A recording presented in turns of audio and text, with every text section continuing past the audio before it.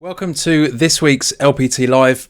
This week I'm going to be talking about emotional development because I think this is an important thing to talk about because our emotional development, our level of emotional growth is fundamental to our personal growth. So I think this is something that is pretty important to cover. Hi there, Chris. Good to see you again. So let's talk about why. Why do we need to master emotions? Why is this important? Well, we've probably all experienced this. I'd imagine everyone has experienced this, that when we're letting our emotions drive us, they're running us, we are not our best self. And we all probably have examples of times when we've let our emotions take over, and it can be quite disastrous. It can ruin relationships. You can say things that you can't ever take back. You have that feeling of not really being yourself or not knowing why you said something, etc. So, it can be quite destructive. So having this level of mastery of our emotions is going to be very important for our level of personal growth, and also increasing the quality of our life, which is what I always go back to, doing this level of personal growth for a reason, improving the quality of our life, actually having measurable improvements in us, and how it affects our different interactions within life.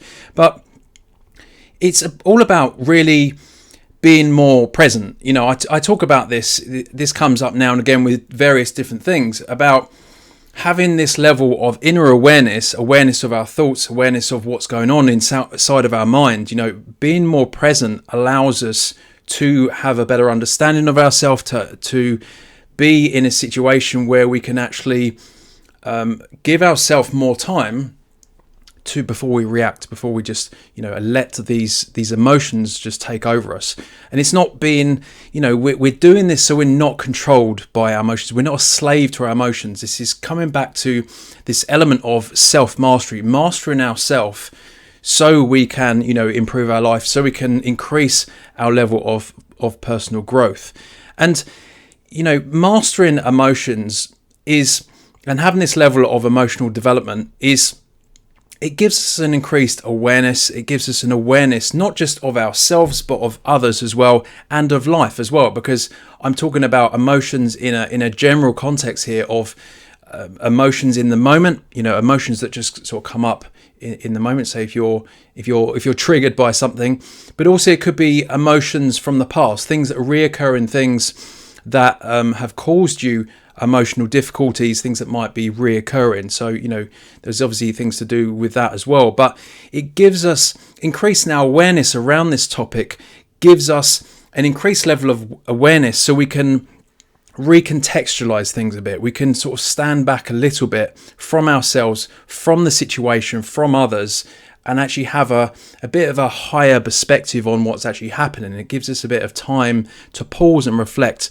and to actually not get hooked into the drama, not let our emotions, because every time, emotions are effectively these chemical processes, and it can just take over. So it gives us a bit of time and an awareness to actually recontextualize the things that are actually happening, and just having this understanding of what I go back to, of the inner and outer world.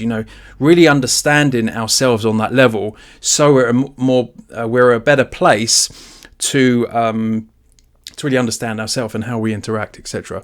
So let's talk about what is emotional development. So it's really this process of not just growth within our emotions and awareness, but this process of growing up, effectively, of maturing, and really increasing our awareness of our emotions. And this, like I said, this increases our perspectives on things, increases our understanding of different events, of other people, of ourselves, etc.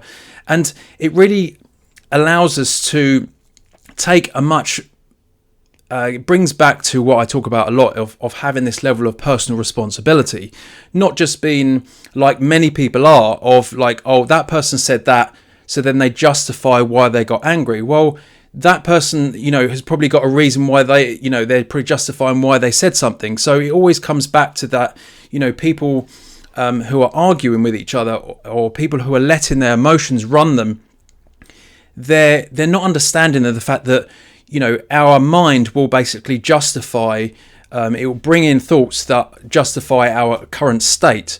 So if our emotional state is angry, then it will justify why we can be angry at that person. And that's not taking a level of personal responsibility.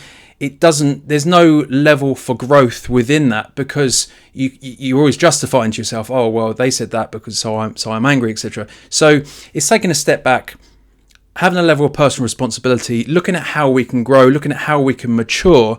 And, you know, in doing that, it will improve the quality of our life. It will improve the interactions. You know, how if someone is angry, for example, and you're not, then the outcome of that interaction, I know this is sort of a generalization without specific examples, but it will be better, because every time you have two people who are angry at each other, they're just fueling each other. Whereas if someone is more cultivating this level of non-reactive awareness, then it helps to diffuse the situation, and it helps to actually have a better perspective on things as well. Because, you know, especially, I mean, I'm using anger as an example because it's such a strong emotion, but it can cloud our judgment. And then, you know, obviously we can say things we don't mean, etc. And the other person can say things they don't mean. So having that level of understanding yourself and being sure with yourself, understand your emotions, and just going on this process of maturing and growing up means that we are in a better place to deal with what's happening in our life, having this level of personal responsibility and interacting with others. But